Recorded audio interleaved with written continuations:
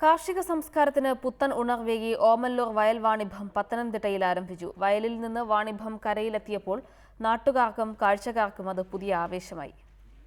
കാർഷിക സംസ്കാരത്തിന്റെ പുത്തൻ ഉണർവേകി ഓമല്ലൂർ വയൽ വാണിഭം ജനശ്രദ്ധയെ ആകർഷിക്കുന്നു. കാർഷിക മേളയിൽ വിവിധ ജില്ലകളിൽ നിന്നുള്ള കർഷകരാണ് എത്തുന്നത്. ഉപ്പ് മുതൽ കർപ്പൂരം വരെയുള്ള എല്ലാ സാധനങ്ങളും കാർഷിക മേളയിൽ കിട്ടുമെന്ന് തന്നെയാണ് ഇവിടുത്തെ പ്രത്യേകത.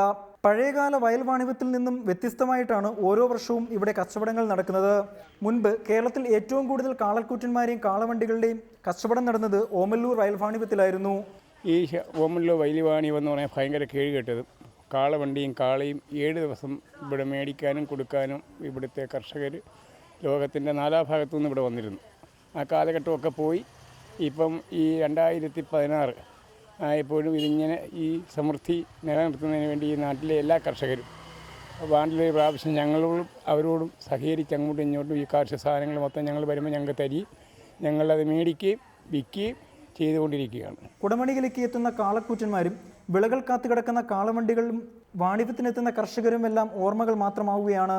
വാണിഭം വയൽ വിട്ട് കരയ്ക്കെത്തുമ്പോൾ കേരളത്തിൻ്റെ പാരമ്പര്യ കാർഷിക സംസ്കാരത്തിൻ്റെ ജീർണതയാണ് തെളിയിക്കുന്നത്. റിപ്പോർട്ടർ, പത്തനംതിട്ട.